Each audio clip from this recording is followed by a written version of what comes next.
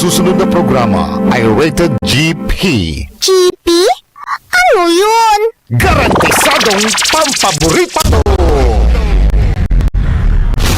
Sa programang mangiter na dalan at saray ay sa kialinawa sa opinyon unong diknaan na saray umbali at saray issue yung makakak bilay kawayangan tangkad pagganap lang sinanskay likna ay papalay manangilan at kanabugan tangkawayan at sa umbali kapaborito RJ Jimenez likna ay papalay naringalan Lunes hanggang Biyernes DWJE 88.1 FM Radyo Pangasinan likna ay papalay.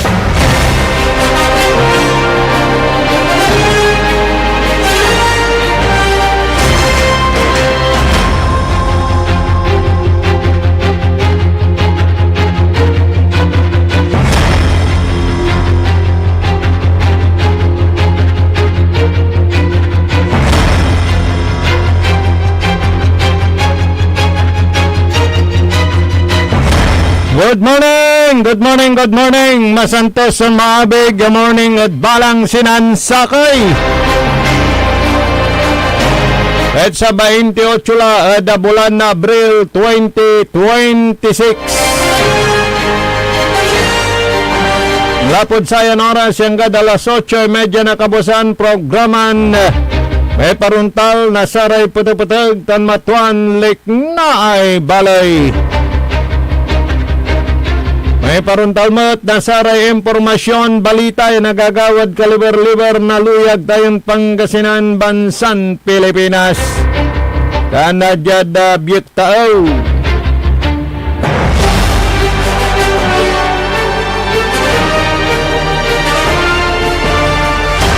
Yada Special Technical Engineer Nexon Dakal.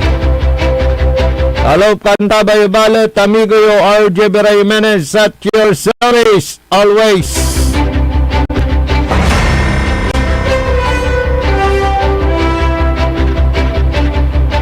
Kaloy agaw labatla o duaran agaw 28, 29, 30. Uno, Labor Day at atang tanagagi.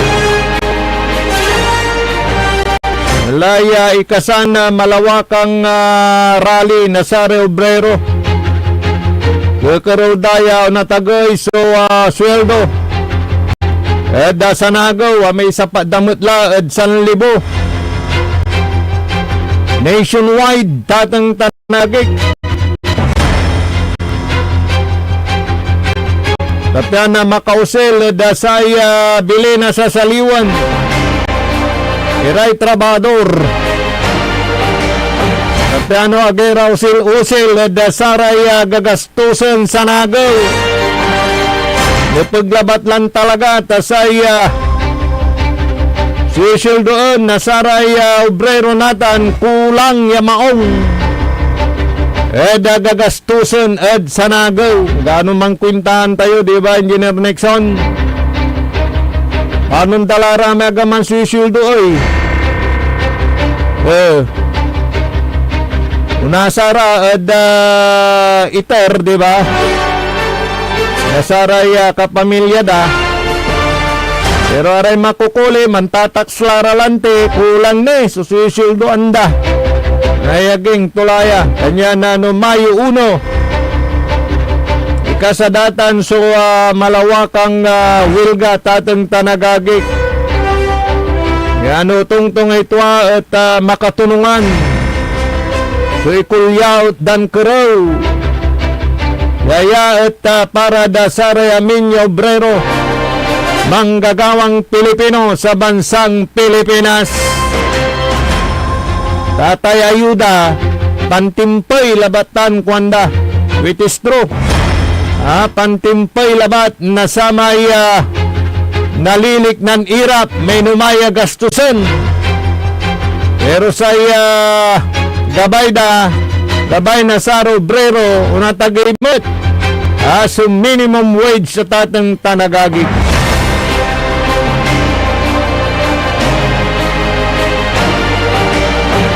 Aron nira na impormasyon, balita ang gapo. So anong nanda? Ang gapo, so ni representa. Ang gapo, so aniyarap da saray pumapalapag yawadtan Czech Republic, no, talagan wadtan si dating Congressman Saldico. Anto, dito may babagan na dating spokesperson na Harry Roque. Hindi naman nahuli, hindi naman ninuli, hindi naman kinulong. Yang kaposo na representa dan Saldico. Inablimiran dumerengol pero wala na so purmisa na sa ramay imbaki diman.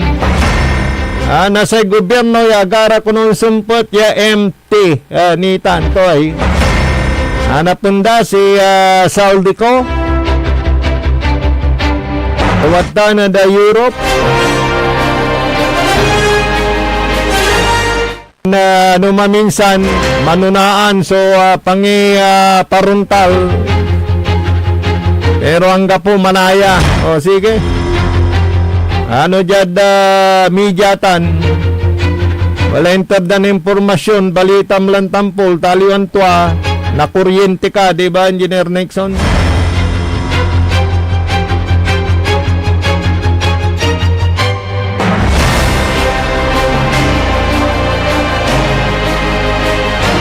Narumira na impormasyon balita. Dalang kulara may kahilira iran na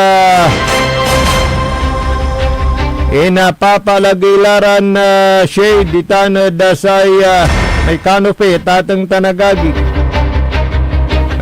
Kalinyala ditana dasay Divinesia Highway from Lucao to the Wall Highway tatang tanagagi. Reparasyon na sa syudad na Dagupan para da sa kalutan dalan.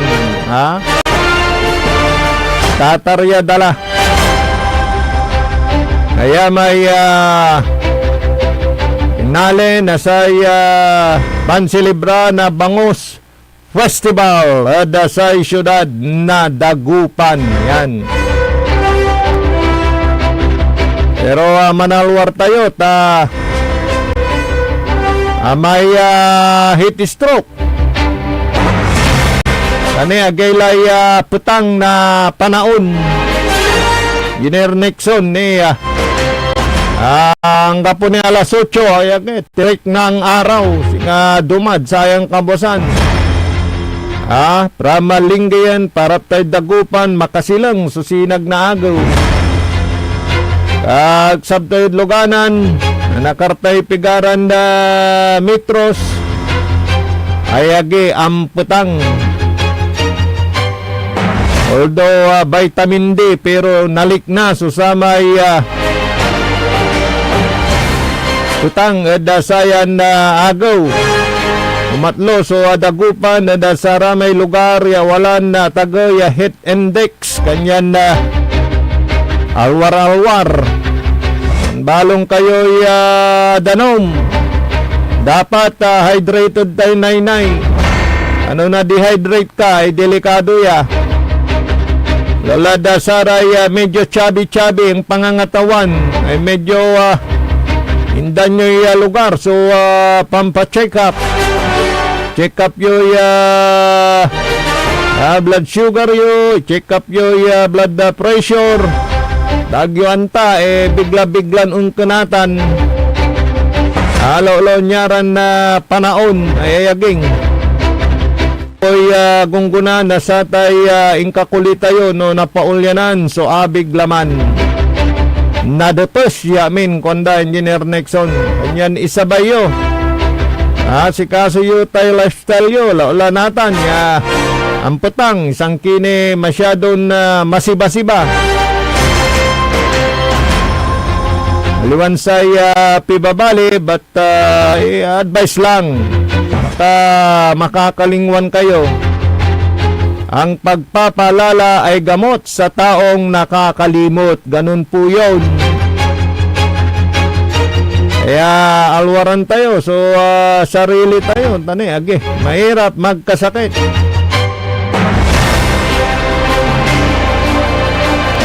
Arumnira na impormasyon na balita. Congratulations. At Kalasyaw, Pangasinan at Impakala na saya kampyonato at sayay kasumsumpal. Enter basketball tournament at luyag na Pangasinan. Kalabyan at bantay tila YouTube. Aga tapos. So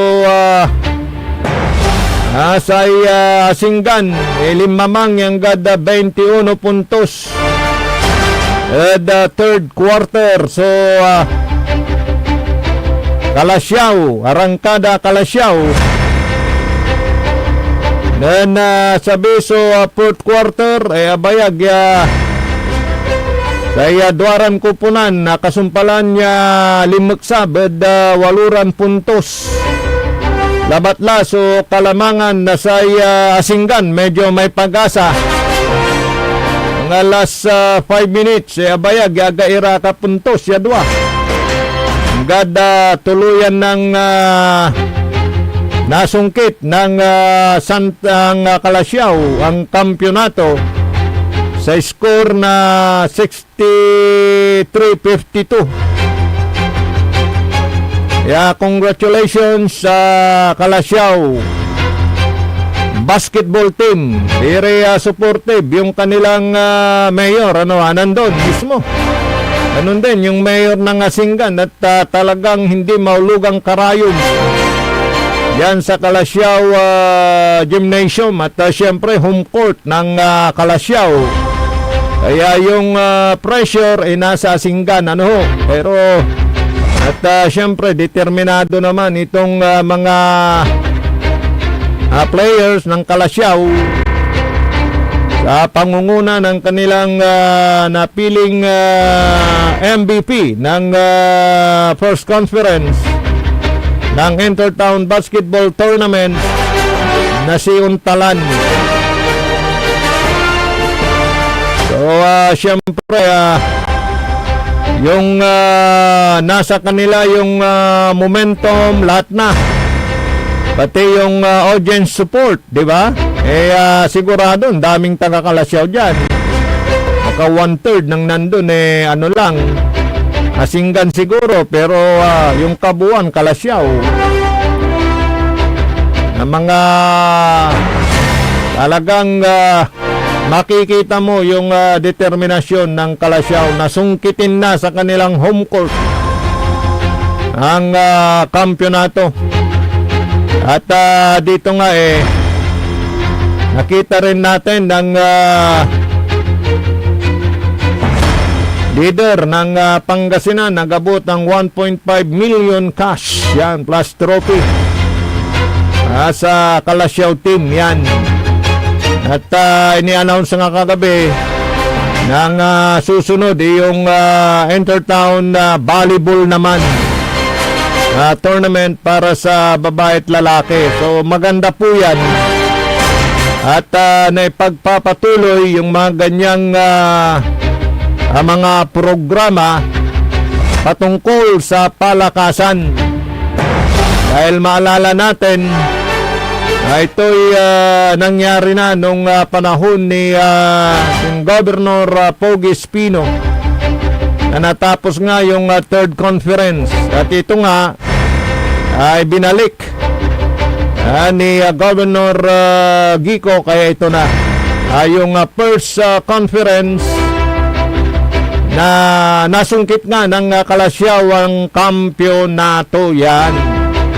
Dahil maalala ko yung sinabi noon ni then Governor Pogi, premyo na lang. Kaya niya naisip ang ganitong programa noon dahil premyo na lang sa kanya kung may mai-scout yan na mga kaprobinsya natin na pwedeng maging varsity player sa mga iba't ibang universidad pamantasan dyan sa Metro Manila. Yun. At kung baranggit tayo ng mga ilang sumikat noon sa Intertown Basketball Tournament, naglaro sa kanilang mga bayan, ngayon matagumpay na sila sa larangan ng basketball. Tulad ni na rin sa bando, sige Perez.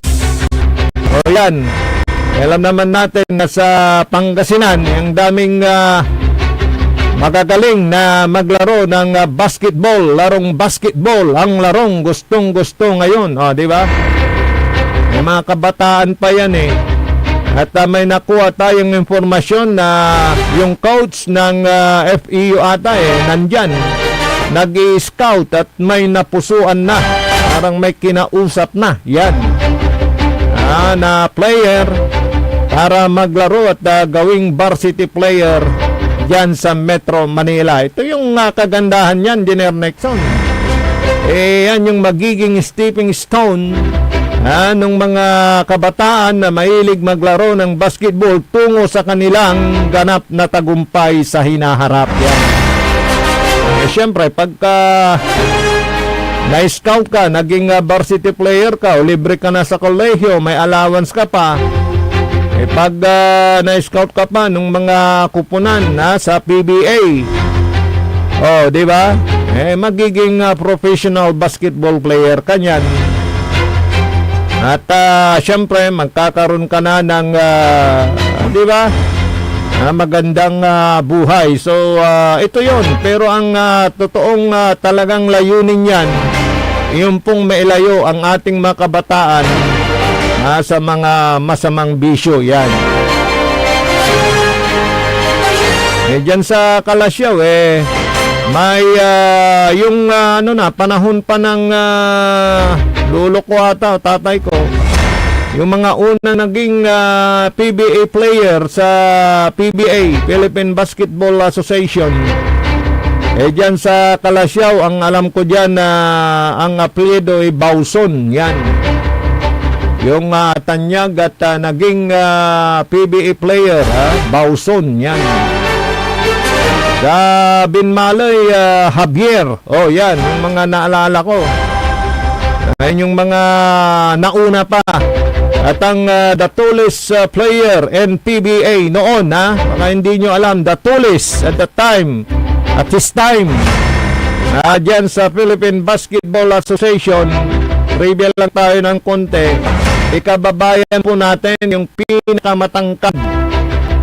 Nung panahon pa ng Crispa Redmanizer, panahon pa ng Toyota, yan, ang pinakamatangkad ng na player sa PBA ay taga Pangasinan. Maka hindi nyo na alam.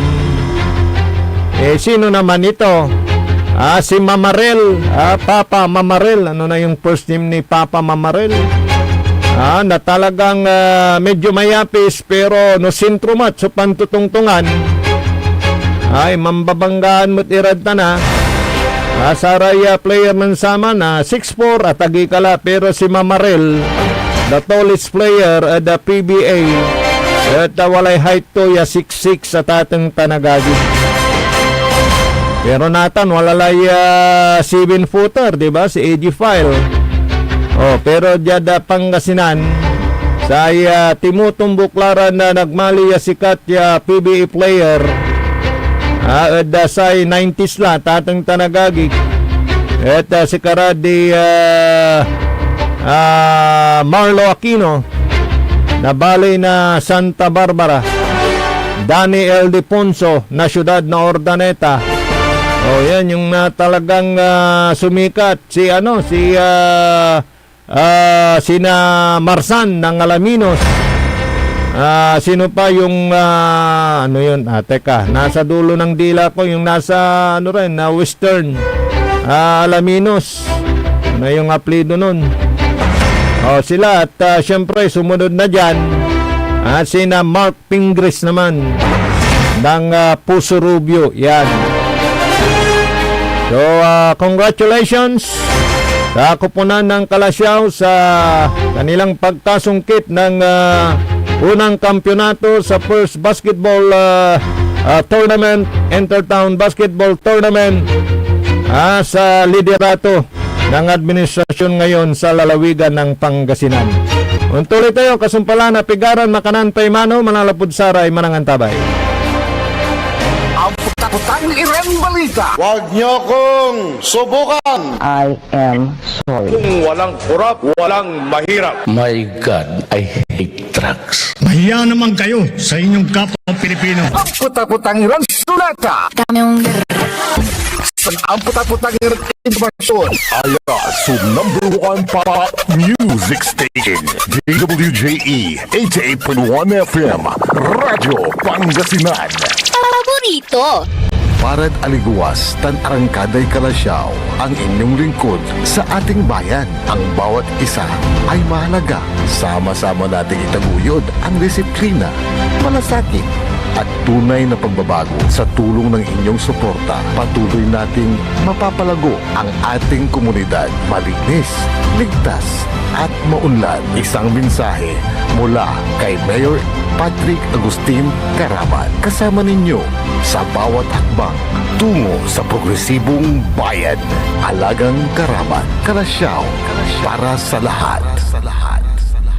Tired of the stress and noise of the city and looking for the perfect getaway? Good thing there's JMax Resort Hotel. Cozy rooms, a refreshing pool, and a peaceful escape for the whole family. Whether you are on a trip, a barkada outing, or even solo retreat, JMax Resort Hotel is the perfect destination. So pack your bags, leave the stress behind, and discover the place where relaxation meets comfort. JMax Resort Hotel, your perfect place for any kind of occasions. JMax Resort Hotel is located at Villanueva Street, Poblacion Norte, Santa Barbara, Pangasinan. For inquiries, you may call at 0947-980-3263 or 075-636-8479. JMax Resort Hotel. Mga kababayan ko sa Malasiki, ang maayos at maunlad na komunidad ay nagsisimula sa ating lahat. Makilahok sa mga programa ng ating lokal na pamahalaan, kalinisan, kalusugan, at kaayusan. Mag-segregate ng basura, sumunod sa batas trapiko, at suportahan ang mga proyekto ng barangays. Tandaan, ang pagbabago ay nagsisimula sa simpleng disiplina at pakikiisa. Sama-sama tayo para sa mas ligtas, malinis at munlad na bayan ng Malasiki. Ang LGU at mamamayan magkaisa para sa kinabukasan. Ako po ang inyong lingkod, Mayor Alfe Soriano ng Bayan ng Malasiki. Sama-sama na naman ang tropa. RH Super nasa lamesa. Patak-patak na para tuloy ang saya. RH Super na ang shot ng tropa. Drink responsibly. Kapag may RH Super sa lamesa, super ang inuman ng tropa. Bilhin na ng RH Super, ang shot ng tropa. Drink responsibly. Jad Dagupan, walay saksakay ang radio station ya iyayag na saray Dagupeño. Jad Herrero, Paborito. Lasip Chico, Paborito. Lasip Grande, Paborito. Luboy, Paborito. Lukaw, Paborito. Anjet Maluwag, Paborito. Aya, so 88.1 Radyo Pangasinan. Popular sa balita, popular sa musika. Pangasinan Govwaves Network Corporation. Sa Pangasinan, we are the number 1 pop music station. DWJE 88.1 FM. Radyo Pangasinan. Paborito. Paboritong ang kabataan at matatanda. Paboritong pakinggan sa bus, tricycle, jeep at mga opisina. Paborito mo, paborito ko, paborito natin lahat. DWJE 88.1 FM, Radyo Pangasinan. Number 1 pop music station. Paborito. Likna ay balay ng Radyo Pangasinan. Ito'y mapapakinggan Lunes hanggang Biyernes. Likna ay balay ng Radyo Pangasinan. Ang inyong kaagapay sa katoto.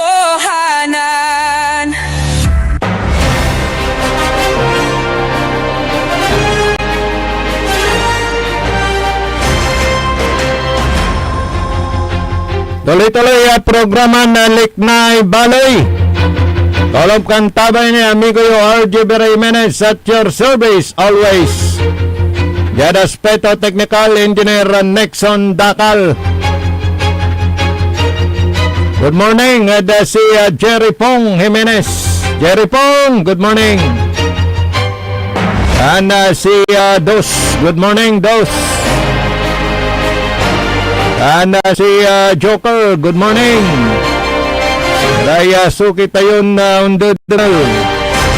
Yada saya tindahan publiko dita na da balay na linggayon, good morning. Kana dita na da saya Bugalyon. Yada balay na Binmaloy, good morning. Alvin Sandoval, Gaspar Family. Public Market na da linggayon. Yada Sara Rumira na impormasyon na balita. Kana jada saya syudad na Dagupan di Tanad Malingas Public Market. Iraya talagang lumalaban ng patas. Kasi wala may bandag ko, Engineer Nixon. Ay asaray makukuliran na mananap bilay na duga sa empleyado. Karaya manaya so talagang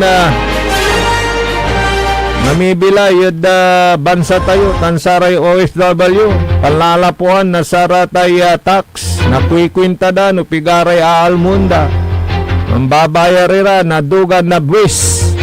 Samantalang aramay ayage, sobray kayamanan da.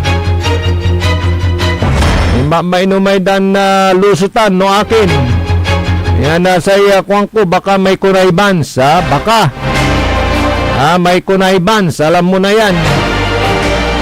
Yung mga, ay nako. Kung paano nga ba kinikwenta yung buwis ng isang empleyado na sumasahod ng 40,000 hanggang 100,000. Automatic na yan na nababawas yung buwis nila buwan-buwan. Kaya pag titignan mo yung payslip mo, may mga bawas na yan. Ay nako. Yan, good morning. Si kayo. Kailangan talaga dito lifestyle check. Sa lahat na. Mga elected officials, mga ganyan. Mga kawani ng iba't ibang sangay ng gobyerno. Madali namang kwintahin yan Diba? Ito yung sinasahod ni Juan de la Cruz bilang isang empleyado sa isang sangay ng gobyerno na talagang number 1 sa mga inaakusahan sa korupsyon o parang gano'n. Bakit ganito ang kanyang pamumuhay? Parang hindi tugma sa kanyang sinasahod, o diba? Ang dali naman yan kung talagang gagawin nila yung pagpupursige ng lifestyle check o sa mga elected officials, o diba, hamon na magkaroon din ng lifestyle check sa mga elected official. May kilala nga ako, Engineer Nixon, wala namang hanap buhay kundi yung kanyang pagiging opisyal lang ng bayan. Pero tignan mo naman yung kanyang kayamanan. Ay nako. So ayun ang dapat tignan.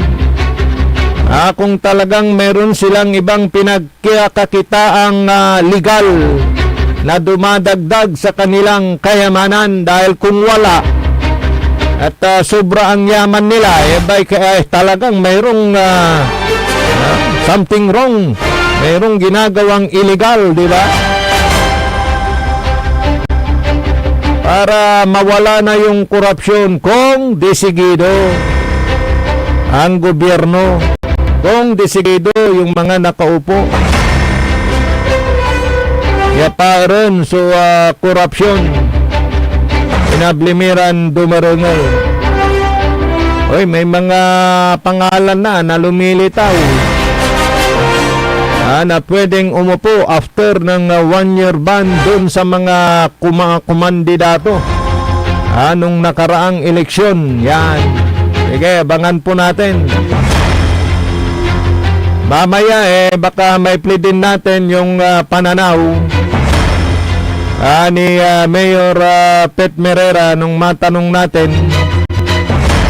Mayor Pet ng Binmaloy patungkol naman dito sa pinag-uusapang postponement ng barangay election. Maganda yung kanyang pananaw ukol po dyan na kung bakit dapat nang ituloy, na kung bakit yung sinasabi na matitipid na pera baka pagka naipuspon pa yan, lalo tayong maghanap ng pundo para po dyan. Mamaya po yan. Dahil nakalaan na yan Nandyan na yan Naipundo na yan, di ba? Ba't pa kailangan na ipospone? Kaya yung pananaw ng iba dyan na para makatipid ang gobyerno, may sapat pa namang pundo. Mamaya po yan. Para sa mga nagtatanong kung mapupuspon o hindi, tayin po natin. Pero sa ngayon, may kanya-kanyang pananaw. Yung mga opisyal po natin patungkol sa usapin na yan. Parang nakantsawan parang nakantsawan yung mga nandun sa Czech Republic, sa Prague, Czech Republic, patungkol dito sa usapin naman.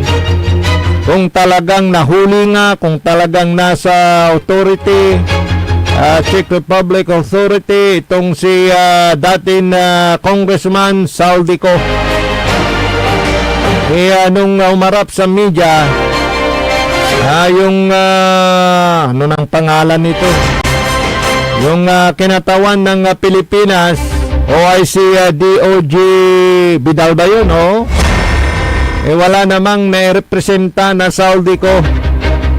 At sinabi na nandun lang, naglilibot-libot. So wala siya sa kustodiya ni Numan na opisyal ng Czech Republic. Ano po?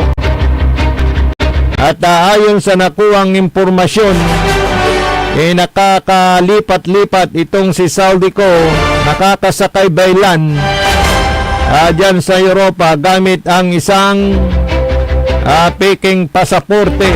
Kaya dokumento Kaya yun ang kanilang sinasabi.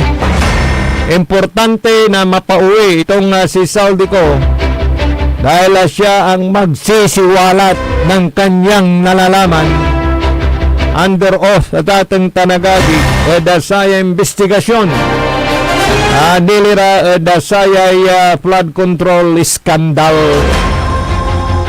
dakal. So ang tatutan committee chairman committee on appropriation kuha mo ba rata insertion niya tungtungan nanunutan niya talagang pimaway so bilyon-bilyon niya transaksyon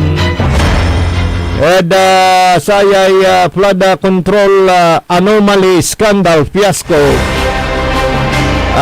sa may nanunutan niyo may palabas si Ransuna ng Presidente Marcos ay in matalukto at ating tadagagik dakila so asumpaliran na flood control project at tila masyado napiktuhan na delap pero kagawo yun sa may impakadulap na saray pigaran lugar particularly di Tanod Bulacan anya na pimaway sa investigasyon na dasayay flood control project akinay bilyon so pundo tayo akin balo tayo nya ni alik na tayo o di man la tatang tanagagik alukasan Anomalya dasayay flood control tandakdakkel so mananisya ay kalikasan na ang gumawa ng paraan. Divine intervention na ang nangyari sa pagsagasa ng kalikasan, ngit ng kalikasan para mabisto yung bilyon-bilyon na kantidad na nakulimbat dyan sa paggawa ng mga proyekto na pananggasana sa dilubyo, sa ngit-ngit ng kalikasan na marami ho ang namatay. Pero nitong lumabas na marami yung nagkamal ng limpak-limpak na salapi. Kaya dapat lang na sila ay maparusahan, at ito nga yung ginagawa ng gobyerno natin.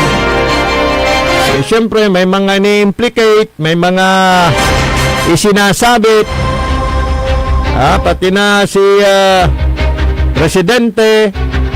Pero sabi naman ng ilan, siya ngayon nagpapaimbestiga sa anomalya na to.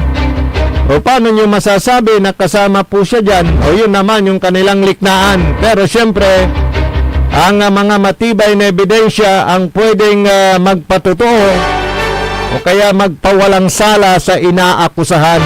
At ito nga, malaki yung role dito nitong si Saldico.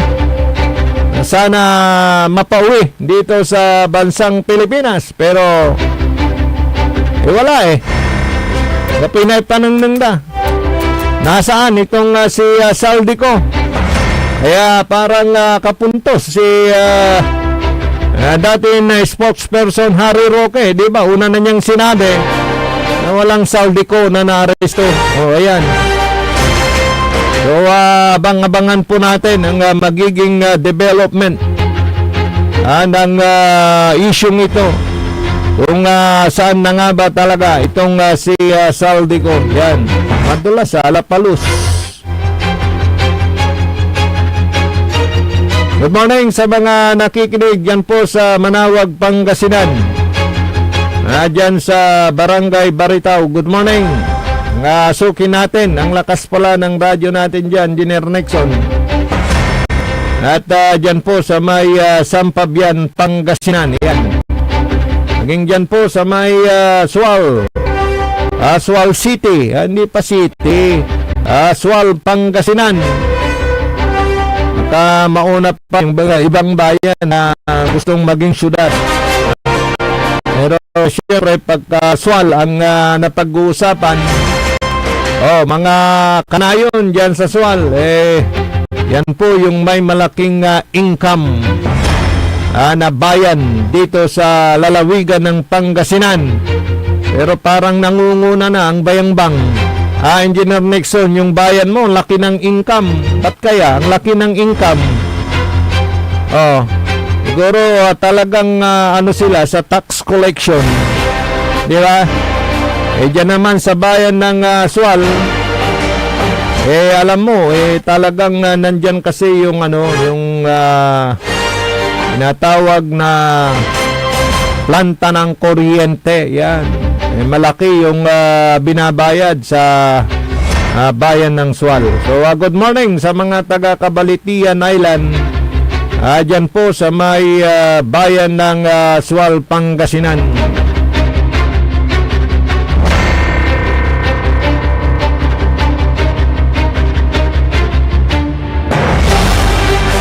Dahil iba pang balita dito sa ating lalawigang Pangasinan, yung pong mga nagtatanong nating mga kababayan patungkol naman dito sa Game of Chance. Yung Game of Chance na yan, syempre Game of Chance nga pag naglaro kayo dyan, siguraduhin nyo lang na ang inyong tinatayan yung nasa legal. Para sa ganun hindi na ho mawendang yung inyong panalo. Ay pagka illegal po yan, wala pa ano pag kayo'y nanalo. O, yun lang ang masasabi ko. Doon sa nagtatanong sa legalidad ng mga Game of Chance dito sa lalawigan ng Pangasinan. Bangan nyo na lang yung prangkisa na binigay din dito sa lungsod ng Dagupan. Good morning sa mga nakikinig yan po sa may parte ng Bunuan at dyan sa parte ng dito sa may Tambak ba to? Bulusan yun, papunta ng Mangaldan dyan sa Barangay Anulit. Lakas-lakas ng radyo natin dyan, Engineer Nixon. At syempre yung mga nakikinig din yan sa bayan po ng Pusurubyo. Ayan, talaga ha. Lakas daw ng ating signal, lalo na dyan sa Mapandan, sa Barangay Golden. Good morning. At Barangay Jimenez. Yung ating bayaw dyan, si bayaw, Romy Soriano. Ayan, good morning. Napulay malami oras sa dasaya na programa na Likna ay Balay.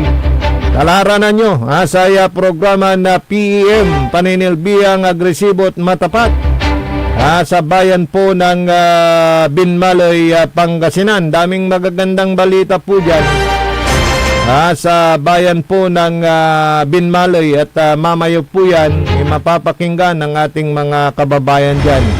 Morning kay Madam Ima Lipio, kay Manong Ben, kay Ensan Pili, good morning. Habol ko na lang. At muli kay Jerry Pong Jimenez ng Kibaol, good morning. Tuloy tayo. Basil tila da programa na PEM. Kasumpala na pigaran makanan na paimano, jad aspeto teknikal, kalupakan tabay tayo, Engineer Nixon Dakal. At sayan programan Liknay Balay. Sana siyempre amigo RJ Jimenez at your service always jalabat DWGE 88.1 FM Radyo Pangasinan Paborito. Ang puta-putang irang balita. Huwag niyo kong